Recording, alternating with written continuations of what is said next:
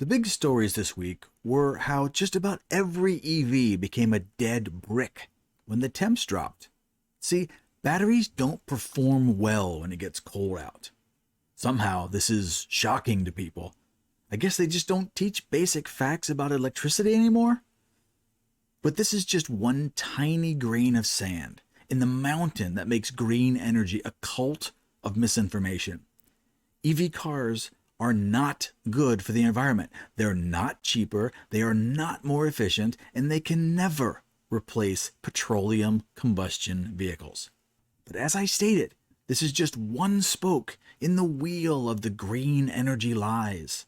Let's talk about the giant wind turbines. They're even worse. They don't work at all when there's no wind. They also don't work when it's too windy. But check this out. They don't work when it's cold either. You see, they need a ridiculous amount of lubrication to work smoothly. When the lubrication gets cold, they don't work. Guess what? I know this is going to be really hard to believe, but that magic lubrication is made from oil. Yep, thousands of gallons of oil-based slippery stuff is needed to even make a turbine run at all. But turbines have another fatal flaw. They are usually standing tall in a wide open field. They get hit by lightning a lot. And when they get hit, they burst into flames. Not every time, but often enough.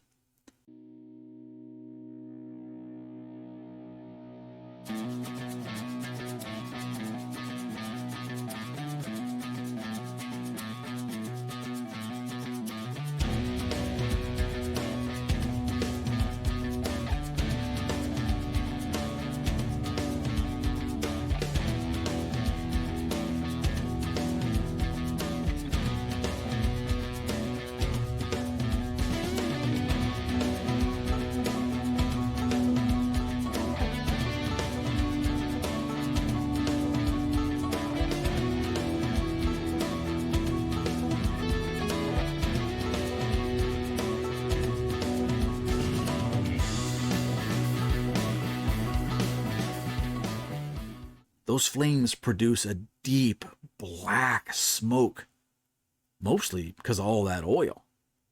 But that's not all. Turbines are expensive. How much does a commercial wind turbine cost? Well, to begin, start by playing with the idea of how much 8,000 moving parts made from 164 tons of steel, fiberglass, resin, plastic, iron, and copper, and aluminum. How much would that cost? The answer is millions of dollars per wind turbine. Turbines are high-tech pieces of machinery that spin at a high rate of speed and are subjected to all of the elements. Guess what? They don't last very long. The best ones are rated to last about 20 years. But there's no information if they will actually last that long. Plus, as they age, they lose efficiency. About 1.6% per year. Plus, add in another $600,000 in maintenance and repair costs over the lifetime of each turbine. But that doesn't really matter. They can't produce enough energy during that period to pay for the cost of the turbine. Every single wind turbine will lose money and use more energy to build the turbine than it can ever produce. But what about solar? Solar energy must be the holy grail. Surely solar energy is the key. There have been solar panels for about 40 years, and the technology must be great. Right? No. Oh God, no. This is actually worse than wind turbines. Solar panels are getting cheaper to make, and they are getting more efficient. But you will still lose money for every solar panel that is installed. And it's about to get much, much worse. First, solar only works during the day, obviously. So it can only work about 50% of the time. But that's not quite right. In the northern hemisphere, where daylight hours are really short in the winter, you might get 6 to 8 hours of sunlight. But that's only on the days where it isn't raining, or snowing, or foggy, or hazy. You starting to see how this works? But solar panels also lose efficiency over time. The lifespan is rated at 15 to 20 years. But at the end of that 20-year lifespan, you will be lucky if you can get 50% of the energy you got on day one. But they are low maintenance. I mean, you have to wash the dust off every few weeks, so that's nice. But there are three major problems with solar, and the biggest problem was just discovered this year. 1. The first wave of home roof panels are just starting to come to the end of their life cycle, and they're being removed and replaced. They are impossible to recycle, so they're just being dumped into landfills. Actually, it is possible to recycle them, but it costs more to separate the toxic chemicals and the rare earth metals than the actual cost of the panels. So they're not getting recycled. As thousands of these panels are being dumped into landfills, they're being cracked, broken, destroyed, which allows these toxic chemicals to leach into the ground and pollute the water tables. This is going to be a disaster in the very near future. 2. Hailstorms. Solar panels work best in warm and sunny places with open exposure to the sun. That unfortunately means they're in the perfect place to receive massive hail damage anytime there's a summer storm that drops golf ball-sized hail. A recent hailstorm destroyed 14,000 solar panels in a Nebraska solar farm. The hailstorm had baseball-sized chunks of ice, and it ruined a multi-million-dollar investment in about 90 seconds. This might be a total loss. Sure, they can rebuild, and insurance might cover the cost, but it ain't creating any new energy. Do you know what happens when a coal-fired power plant gets hit by a hailstorm? Nothing. Nothing happens. They might lose a few windows, but it keeps generating power. 3. Silver. This is a hidden disaster waiting to happen.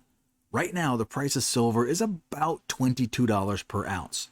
It fluctuates between $20 and $25, but it's usually in that range. Each solar panel uses a small amount of silver. And as I stated earlier, it's not recyclable, so it's basically gone forever. Last year, 2023, the solar panel industry used 161 million ounces of silver. The European green energy czars have pledged to triple that amount of solar panels in 2024. They will need almost 600 million ounces of silver. It doesn't exist. So either the price of silver goes astronomical, or they stop making solar panels. But silver is used in thousands of other applications. It's the absolute best conductor of electricity, so computer chips use it on every circuit board. If they follow through with this plan, silver will become unobtainium, and the price of absolutely everything that uses electricity will double, triple, or even worse next year. Now, they had a chance to fix this, but they have artificially rigged the price of silver to be low for decades. If the prices of silver were allowed to rise naturally with everything else, they would have started looking for replacement technology. But that's an entirely different rabbit hole, and maybe I can make another video just about that if anyone is interested. But no matter what, it will not solve the energy crisis. Solar panels are just not very efficient. So in conclusion, I really like wind turbines, solar panels, and other forms of green energy. Wait, what? You've been talking about how green energy was the worst thing on the planet for about 20 minutes. Have you lost your mind? No, seriously. I have always been in favor of technology and innovation. I just don't want it shoved down everyone's throats when it's not practical, efficient, or useful. Take cell phones. This is a perfect example. In the early days, cell phones weighed 20 pounds and they cost over $10,000 in today's money. The first cell network in New York City during the early 80s had 8 channels. That meant that only 8 cell phone users could make a call at the same time. If a cell phone was calling another cell phone, only 4. It was great technology, but no government agency was demanding that everyone get a cell phone and drop landlines within 18 months. That would have been a disaster. But capitalism, a little bit of time, and the free market eventually made cell phones better and better, and people wanted to buy them. Do you see the difference? When smart people find a way to make green energy a good thing, people will want to buy it. And it might be the best thing ever. But we ain't there yet. And trying to force us to be there with mandated government carrot and stick is never going to work. The carrot is the free money to everyone who buys an EV. The stick is forcing everyone else to pay for it with higher taxes on coal plants and gas tax. So, am I right? Or can we keep going like this and it will just somehow work out? Now's the time to leave a comment. Tell me what you think. Tell me what your experiences are.